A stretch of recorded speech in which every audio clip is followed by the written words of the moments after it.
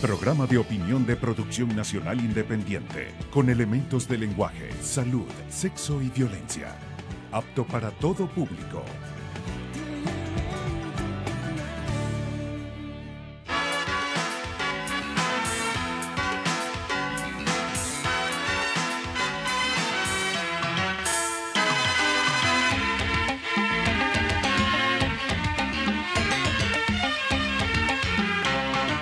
Amigas y amigos, en la sección editorial de este programa tengo dos comentarios.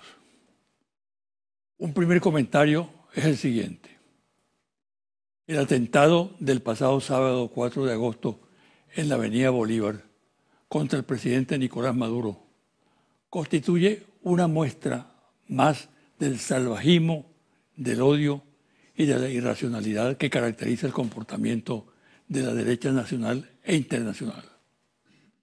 Es una demostración de lo que es capaz de hacer una oposición sin rumbo, gestada al calor de la frustración que genera la derrota. El intento de asesinar al presidente Maduro y con él a buena parte del equipo de gobierno, de los poderes públicos, de la esposa del presidente y del alto mando de la Fuerza Armada Nacional Bolivariana, es un acto planificado y ejecutado por criminales que Venezuela y el mundo han condenado, pero que sectores involucrados en el sórdido complot pretenden desconocer y que cínicamente califican de montaje. Frente a los criminales no hay otra respuesta que la aplicación a fondo de la ley, la actuación implacable del Estado. Desde este programa, nuestra plena solidaridad con el jefe del Estado, su esposa, las autoridades y los mandos de la Fuerza Armada Nacional Bolivariana. La infamia criminal no pasará, se estrellará contra la voluntad de un pueblo a ser libre y soberano. Segundo comentario, vamos a ver qué pasa ahora, luego de los anuncios del presidente Nicolás Maduro sobre la reconversión monetaria, el nuevo cono, sobre la exoneración de los impuestos de importación de bienes e insumos, del envío y la aprobación por la Asamblea Nacional Constituyente de la ley del delito cambiario, todo lo cual abre una nueva perspectiva para avanzar en el esfuerzo de asumir a fondo por parte del gobierno y del Estado el tema económico. ¿Qué revela lo sucedido? Ante todo, que el gobierno en bloque se dispone a trabajar tanto la situación real de la economía nacional como en el análisis y ejecución de las soluciones. Hasta ahora, la crítica que se le formulaba al gobierno y al chavismo en general era que se debía abordar con seriedad la materia, que existía la disposición de hacerle frente al problema, pero que el presidente rehuía el debate y que le daba largas al urgente abordaje de tan delicada materia. A partir de los pronunciamientos del presidente Maduro y del debate en el cuarto Congreso del PSUV, el argumento ya no tiene razón de ser. Por el contrario, ha quedado en claro por la respuesta que el liderazgo opositor en general le dio a la iniciativa del sector oficial, que no estaba preparado para responder con seriedad las importantes revelaciones que indican la puesta en marcha de una nueva política económica en el país. Pero esa actitud de la oposición no es lo que más importa destacar. Lo que sí interesa es que hay un conjunto de propuestas que, si se ejecutan a fondo, sin vacilaciones y sin incurrir en desviaciones burocráticas, puede cambiar la situación económica de Venezuela. Todo depende ahora de la voluntad de darles cumplimiento y que no queden como una oferta más incumplida. Darle cumplimiento es un desafío que pondrá a prueba la voluntad del gobierno nacional para actuar, haciendo uso de todos los recursos que el ordenamiento jurídico de la nación pone en sus manos. La verdad del pastel es comérselo, como dice el viejo refrán alemán. El pastel está servido y hay que comerlo cuanto antes. Una pausa y al regresar converso con Roy Chatterton, ex canciller de Venezuela y internacionalista.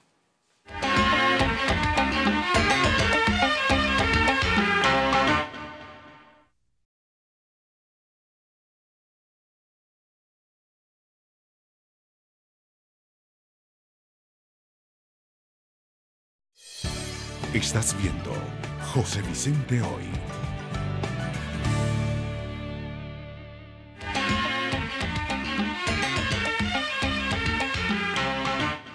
Mi invitado hoy, Roy Chatterton Matos, embajador en Colombia,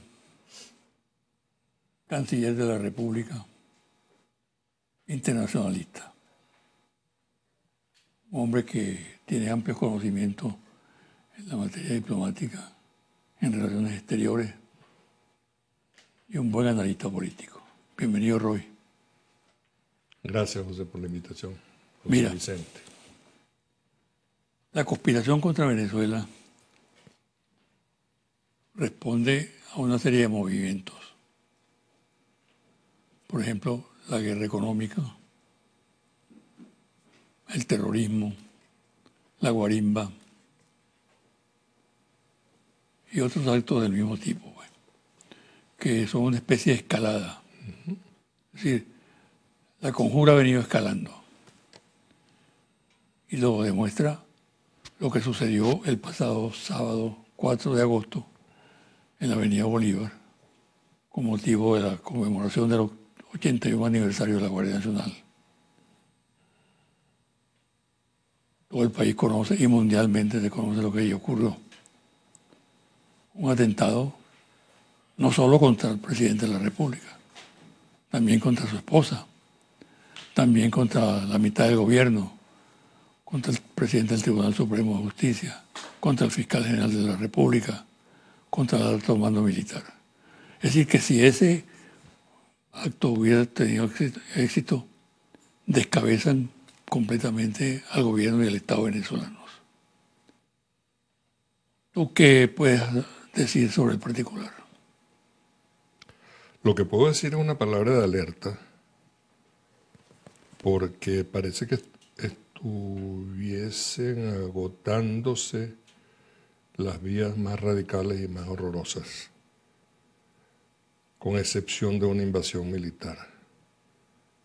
Sabemos bien que la oligarquía neogranadina nos tiene muchas ganas. Y ¿Por qué? ¿Por qué? Tú que estuviste en ese es un fenómeno muy raro. Se creen superiores a nosotros, se creen más civilizados, pero nosotros lo somos mucho más y eso parece que les cuesta entenderlo como democracia, como país. Por aquello de que Colombia es una universidad y Venezuela un cuartel. Eso estaba pensando. Y yo creo que el mismo Bolívar en alguna ocasión no lo afirmó, sino que recogió ese pensamiento totalmente erróneo, porque se suponía que los colombianos o neogranadinos, como se les podía decir entonces y como se les puede llamar ahora, eran más cultos que nosotros y nosotros mucho más violentos. Resultó que fue una mala interpretación porque no es que seamos más violentos, es que somos mejores guerreros. Y parece que las dos se nos convierten en 4 ante las máximas exigencias que se puedan presentar en la batalla política. Y entonces Colombia devino un país equivalente en este juego de palabras a un cuartel, porque la violencia es mucho mayor. Es un país que vive y se alimenta de la violencia. Y decían que Quito era un convento. Yo no sé si podrá decirse eso, pero evidentemente Quito es más tranquilo. Pero la violencia no radica en un cuartel que no debe llamarse Venezuela, sino en un campo de terror y de cultivo de cocaína, como puede llamarse y considerarse la Colombia, no la de hoy, la de hace muchos años. O sea, Colombia ha tenido varias guerras civiles, tiene cultura de magnicidio, y sin embargo, ¿hasta cuándo le va a durar la capacidad comunicacional, en lo cual son buenos? Mira, en el acto ese del sábado pasado se conjugan varios factores. Por ejemplo, el acto en sí, un acto de un salvajismo brutal, ¿no? Pero se conjuga también el cinismo de sectores de la derecha, sectores de la oposición, que hablan de que eso fue un montaje y la actitud inhibida completamente, por ejemplo, de instituciones como la Iglesia, que no han dicho absolutamente nada sobre lo ocurrido. Es decir, se combina el silencio, la inhibición deliberada, calculada, con las mentiras que se ponen también sobre la mesa. Tú que eres un buen analista, ¿cómo analizas ese fenómeno? Yo creo que mi abuela... Porque hasta ahora no es responsable para ellos, ¿no? Es decir, exigen una prueba. Y la prueba única que se puede dar es el cadáver de la víctima, ¿no? Es que están pasando cosas. Por ejemplo, el canciller chileno en Vancouver dijo que, y esto es abominable como concepto y como opinión, que el presidente Maduro debía ser más cauto en sus opiniones,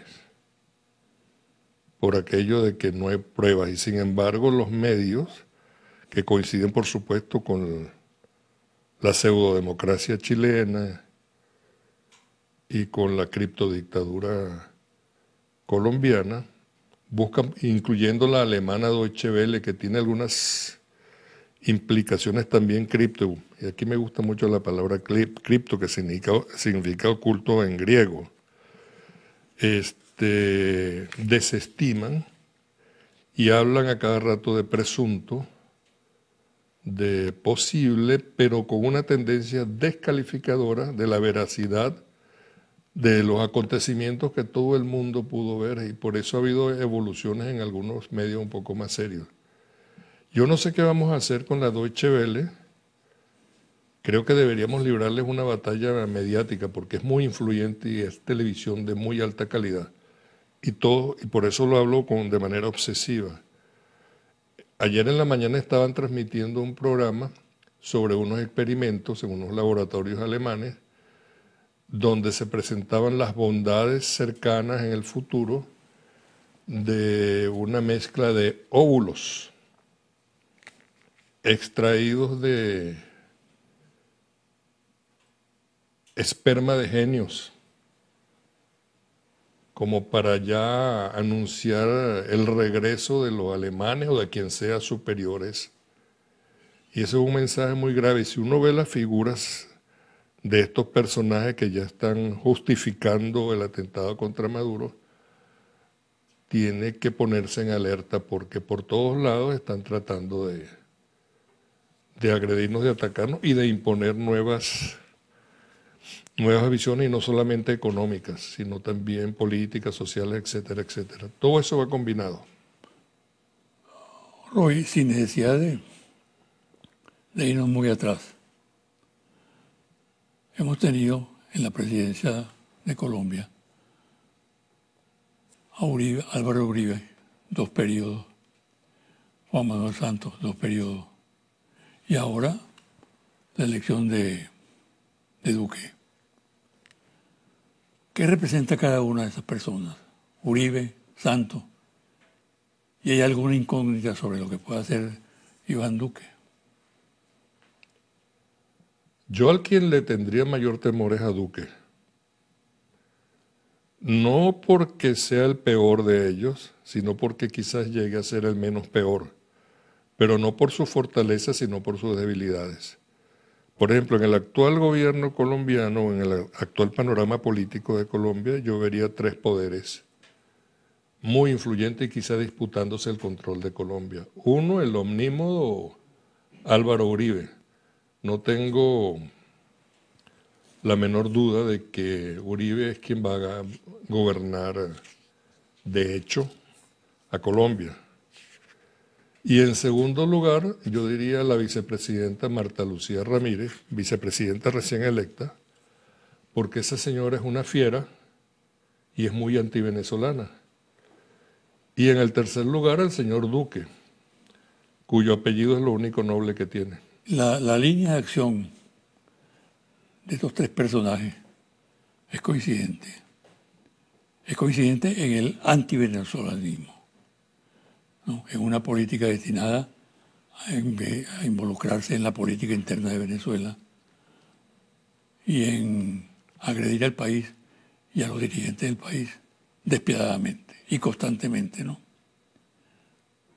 Duque, por ejemplo, que recién comienza su mandato, durante la campaña electoral, fue muy tajante al decir que no reconocía a Maduro como presidente de la República y además que en este caso de que él llegara a la presidencia no nombraría embajador en Caracas, en Venezuela.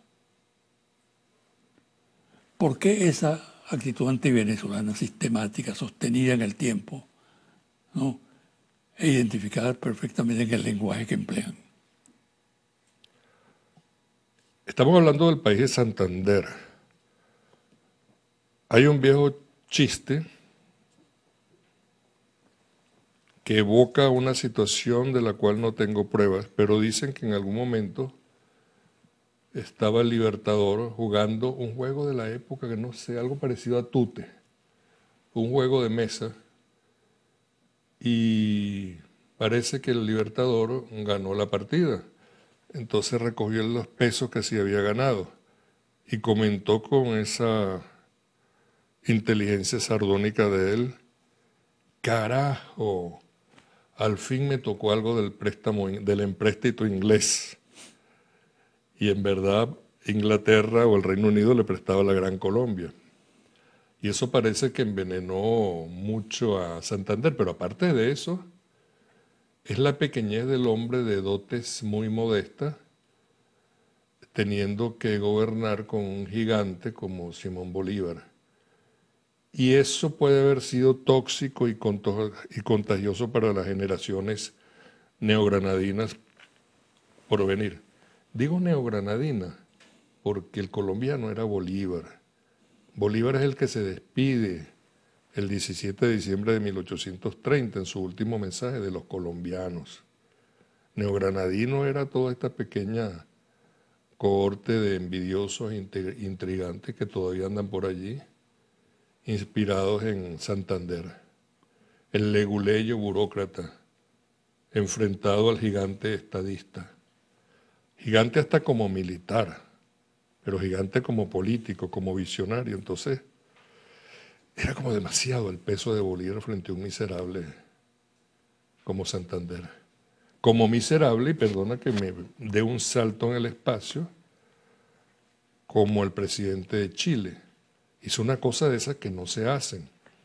En la reunión de la Alianza para el Pacífico en México,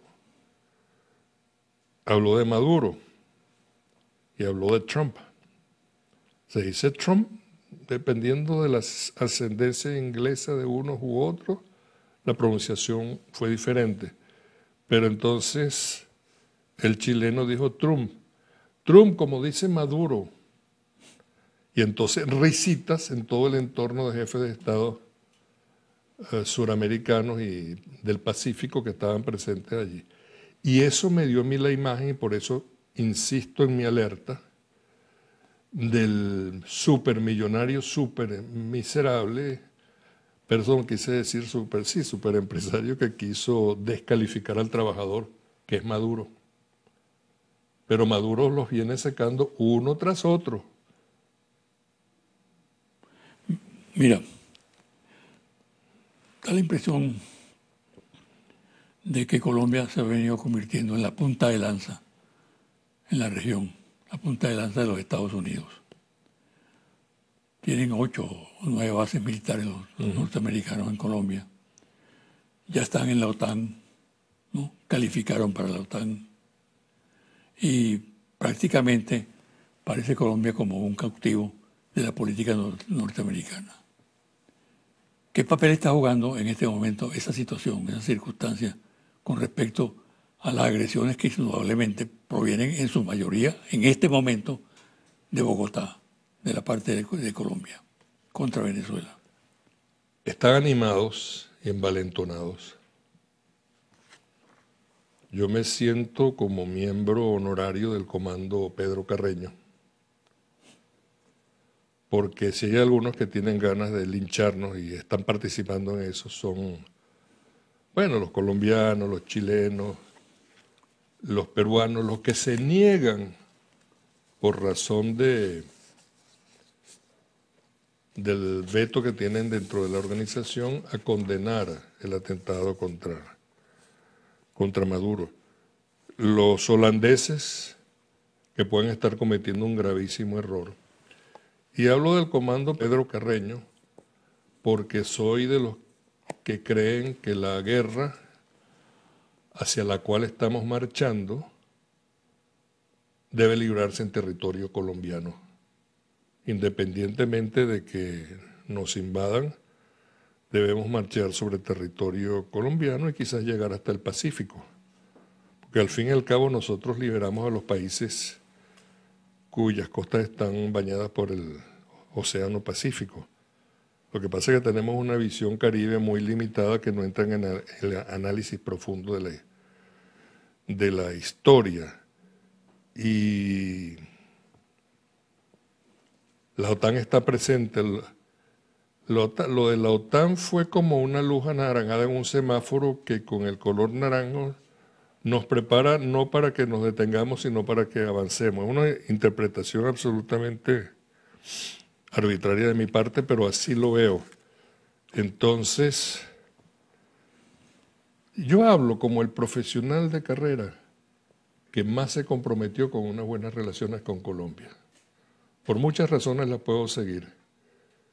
Y siempre desconfiaba con algunos a quienes llamábamos ultrapatriotas. Pero parece que los ultrapatriotas tenían razón en algunas cosas, entre ellos Arapeña. dos curas jesuitas. Ah, Larapeña, por supuesto. Claro. Y dos curas jesuitas que investigaron en Londres muchos papeles, como el padre Ojeda y como el padre Oropesa, ambos desaparecidos. Pero una visión radical anti-neogranadina en este momento es lo que nos debía apoyar anímicamente para responder a lo de Pedro Carreño, y por eso saludo a Pedro Carreño con sorna pero con afecto, porque es lo que nos están... Por cierto que hizo esas manifestaciones en este programa. Sí, yo lo vi, claro, y eso me gustó mucho, porque a veces uno tiende a sentirse solo cuando adopta algunas medidas o a pensamientos radicales, ¿no? Él lo hizo magnífico, con una descripción. Güey. Yo creo que nosotros, a pesar de que hay visiones más escépticas, tenemos una superioridad militar, pero al igual que en la guerra de independencia contamos con los recursos humanos, es decir, las 4, frente a las tradicionales 2. Por eso llegamos a Ayacucho. Y no llegamos a Buenos Aires porque Santander, vicepresidente de Colombia, lleno de envidia, no le dio permiso ni mucho menos recursos al Libertador para atender el llamado que le hacían los patriotas argentinos a Bolívar.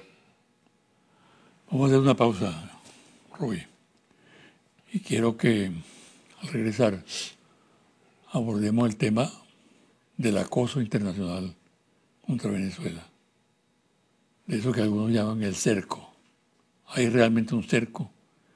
¿Estamos en capacidad de romper ese cerco? ¿O por el contrario, estamos prácticamente inermes? Son preguntas que hace mucha gente en la calle, ¿no? Tengo respuesta. Ok. Gracias.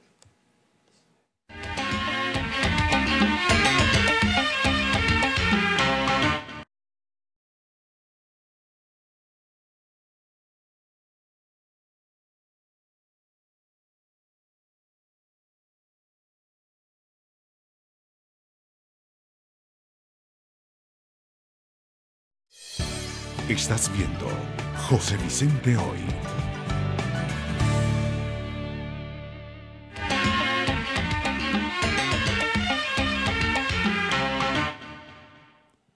Roy, Estados Unidos, la Unión Europea, el Grupo Lima, participan en la política contra Venezuela al unísono. La comparten hasta ahora integralmente. Y eso comunica la imagen de que estamos cercados ¿Estamos cercados realmente?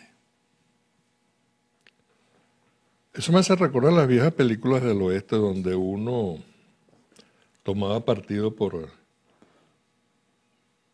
en favor de los blancos rodeados Por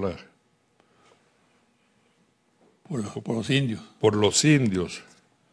Recuerda que hay expresiones de desprecio hacia los indios, por eso aquí usamos a veces, y lo usan los policías nuestros, el territorio comanche, como para descalificar a quienes nos rodean. No, estamos cercados, pero tenemos vericuetos que estamos ampliando poco a poco. No estamos aislados, porque eso es muy importante. Si tenemos salida, nosotros sí tenemos salida. Y poco a poco se irá imponiendo la verdad, porque el peso de la mentira es demasiado grande. La gente dentro del escenario internacional tiene que reflexionar, y de tanto escuchar que Maduro es un dictador y ven que los terroristas son los otros, los que causan daño y tratan de negarle a un pueblo, a una población, los alimentos y las medicinas, entonces tienen que mejorar sus reflexiones y ayudarnos. Y además, otra cosa interesante, estamos expandiendo, que ya teníamos algo, especialmente con Chávez, pero venía de antes también algún tipo de acercamiento a países más lejanos. Y este momento es bueno porque además, como los Estados Unidos están empeñados en asfixiar a otros países, entonces, como el caso de Irán, como el caso de Turquía, se nos están abriendo a nosotros. Y peleando con Canadá. Hasta con Canadá, que es tan sumisa. Desafortunadamente el primer ministro de Canadá, quizá por su falta de experiencia, no tiene ni las cuatro ni el cerebro de su padre, que era un estadista de primer orden y que en medio de la Guerra Fría supo mantener una actitud responsable en defensa de su país. Exacto. Ahora, sin embargo, eso que tú dices es cierto, ¿no? Y lo confirma la solidaridad inmensa que ha contado el presidente de Maduro en esta emergencia, de estos países de todas partes, ¿no? Y personalidades muy importantes del campo cultural, de la ciencia, del trabajo, ¿no? Es una solidaridad muy sólida, ¿no? Eso está creciendo. Sí, está creciendo. Y por otro lado, se observa un elemento nuevo también, que es que ese auge circunstancial que obtuvo la política neoliberal y que se expresó en elecciones como Argentina, etcétera, empieza a decaer. La crisis de Argentina es brutal, terrible, ¿no? Brasil está con las manos atadas, no sabe qué hacer. El problema de Lula se lo está comiendo prácticamente el gobierno usurpador. Y así, circunstancias muy beneficiosas que indican que hay un cambio, ¿no? El hecho de que en Colombia haya sacado 8 millones de votos de izquierda, ¿no? Y las reacciones contra el gobierno de Macri, contra el gobierno de Temer en Brasil, y el triunfo de López Obrador en México, que es emblemático, ¿no? Ese es un panorama que tú debes analizar, ¿no? Sí, debo decir algo. Por supuesto, estaba aquí para hablar, ¿no? Para eso vine. Es bien interesante porque hay unos procesos de descomposición que se están dando fluidamente.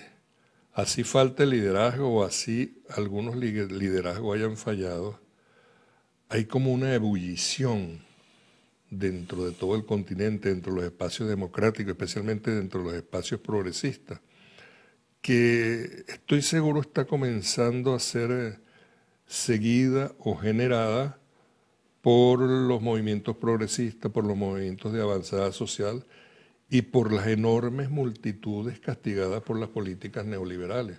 Porque ahí sí está la dictadura, la dictadura que le niega a uno el pan y la verdad. O por la verdad lo simplifico simplemente en el concepto de información. Y ya la gente no aguanta tantas mentiras. Venezuela es un ejemplo de democracia. Esa democracia tan fuerte que se dio el lujo de permitir un triunfo de la oposición, por supuesto, por todos nuestros errores, en las elecciones parlamentarias del 2015. Ya había habido un atisbo en la del 2010, aunque las maniobras reformistas de la legislatura de entonces facilitaron que los chavistas obtuviésemos mayoría, pero perdimos la mayoría calificada en el 2015. Repito, por los errores. Yo espero que las últimas reuniones, las últimas reflexiones y sobre todo este golpe brutal que trató de asesinar a nuestro presidente nos permita entender más las realidades del país y prepararnos más. Entonces, bueno... Ahora, ¿qué importancia tiene geopolíticamente en la región el triunfo de López Obrador? Que si López Obrador avanza hacia tendencias progresistas, porque él es un hombre progresista, quizás en algunos casos con unas visiones algo primitivas, pero eso se cura. Y México es un país que ha sufrido mucho, y López Obrador es un patriota, entonces tener a un patriota y no un PLL, un vasallo al frente de México significa mucho. Hay mucha gente que no lo sabe, pero a México le robaron el 50% de su territorio en la guerra de 1846, cuando los Estados Unidos se abrían hacia el cumplir lo que ellos llaman su destino manifiesto. Invadieron México, aparte de esa tajada gigantesca de territorio mexicano, también alrededor de 1914, un poquito más o un poquito menos, invadieron Veracruz con sus tropas y martirizaron a un grupito de cadetes que estaba estudiando en la academia militar que quedaba en una colina. Los mataron a todos. Es como si nosotros permitiésemos que invadan este país, se metan en la escuela militar y en la escuela naval y arrasen con todos los jovencitos inocentes que están fervorosos con su espíritu patriota para ir a combatir al enemigo que se acerca. Porque en todo caso los que nos están rodeando, los que nos están cercando, pero no han podido aislarnos, son el enemigo. Colombia, es decir, la oligarquía colombiana es un enemigo. La oligarquía chilena es un enemigo. La oligarquía peruana es otro enemigo. Y en el caso de que estamos hablando de México, la ignominia del muro, pues. Sí. No te quiero acá. Eso es, recuerda a la gente todavía, creo que existen esos bares o restaurantes que dicen reservado el derecho de admisión. Entonces los gringos se reservan el derecho de admisión y no admiten en su territorio indios, pata en el suelo. Y si usted es un niño, pata en el suelo, con facciones indígenas, pues va a prisión, que es lo que está ocurriendo en este momento. Exacto. Y es una violación cometida, eso sí no me sorprende, por el primer violador de los derechos humanos en el mundo, que es el imperio. De eso no se habla, las ONG no hablan de eso. Entonces denuncian casitos específicos, pero una campaña mundial para denunciar la violación de los derechos humanos en Estados Unidos no la hacen, pero tampoco la hacen en Colombia. Colombia es el primer país violador de los derechos humanos en el continente latinoamericano. ¿Cómo haríamos nosotros si todos los días aparecieran 10 o 15 dirigentes de oposición asesinados por unas fantasiosas bandas de la izquierda, que no existen, por supuesto? Esa es la enorme diferencia. Claro. Tu diagnóstico para los tiempos que vienen. Vienen tiempos duros, pero estaremos más fuertes. ¿Por qué? Y si digo estaremos más fuertes, digo que seremos más fuertes. Yo creo en este momento, por ejemplo, que estamos sintiendo algo así como un hervor de sangre que nos está llamando a jugárnoslas en esta batalla por prevalecer libres, prevalecer independientes y con el enemigo secándose. Ahora, esa visión tuya es muy optimista, ¿no? Respetable. Sí. Que yo la comparto, por cierto. Pero esparcen hábilmente la versión de que este es un pueblo que se está muriendo de hambre, que la gente se quiere ir rápidamente a abandonar esto y que el país quede al garete. Tienes toda la razón, pero yo estoy recordando una expresión que creo que viene de los tiempos de Gómez, aquella que decía, usted tiene razón, pero va preso. O sea, es verdad, pero hay cosas que se pueden rectificar. Por ejemplo, una incompleta, tímida o falta de imaginación de una política de comunicación tiene que ser superada. Nosotros debemos recorrer el mundo contando nuestra parte de la historia. Y veo que muchas veces nos pasan strike, inclusive gente que no juega béisbol, nos pasa un strike. Por eso hablo inclusive de países o medios de comunicación que aparentemente no tienen nada que ver con Venezuela, pero que sin embargo están difundiendo a través de sus mensajeros, de sus anclas, de sus representantes, como los quiera llamar. Yo tengo por ejemplo, la obsesión con la Deutsche Welle, que es una excelente emisora de televisión, tiene unos programas culturales buenísimos, pero son perversos. Y no siento que nos hayamos dado cuenta. Cuando cuento que se está buscando la creación de un gen superior, estamos volviendo a los tiempos del doctor Mengele en Alemania y además origen alemán, la presentación de eso. Y por eso lo digo con nombre y apellido, aunque parezca banal no hablar así de los grandes temas, sino de algo más chiquitico. Hay una señora argentina que es una de las anclas de la Deutsche Welle, que es la onda alemana. Ella se engurruña cuando habla de Venezuela. Te puede estar hablando de pastelería, la torta esta que se llama strudel o la otra torta que se llama Sacher-Torte, y de pronto hace así, se engurruña sobre sí misma y dice, pero a eso no tienen derecho los venezolanos, ¿verdad? O sea, eso es veneno. Y si lo hace con una torta deliciosa, yo no soy dulcero, pero son maravillosas las dos tortas, pero si entrevista a un músico venezolano, entonces a un salsero, por ejemplo, entonces le pregunta, che, ¿y vos podés bailar en Venezuela? ¿Tenés suelas en los zapatos? Entonces, ñáquite, ahí está el veneno, presente en todo momento, pero está el veneno.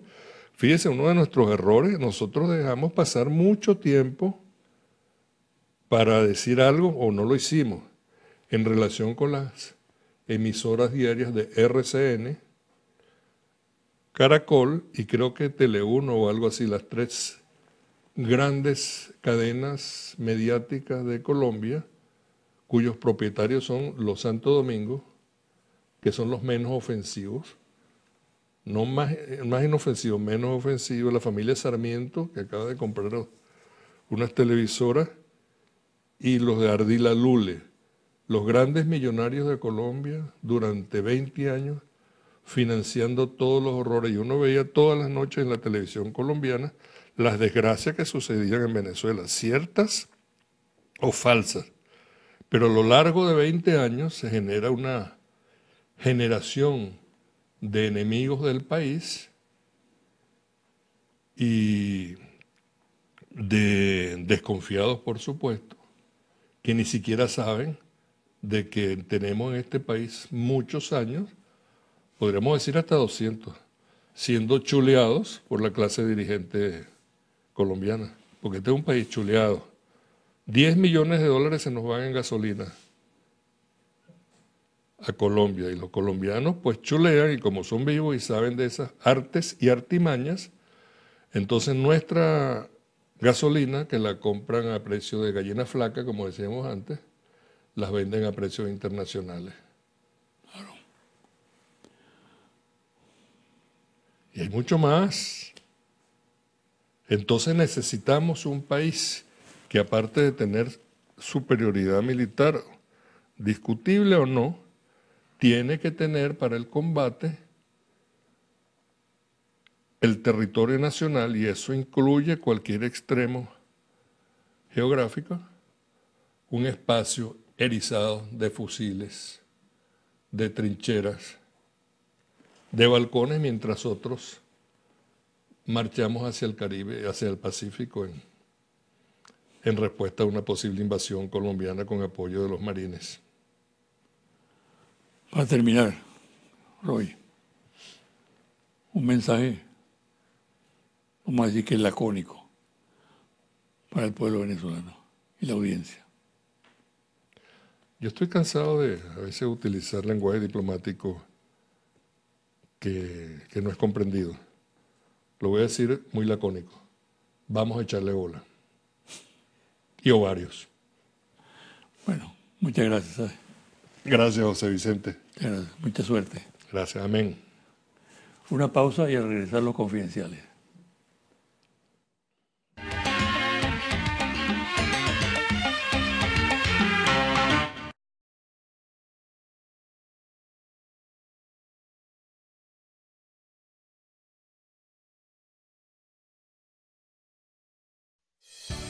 Estás viendo José Vicente Hoy.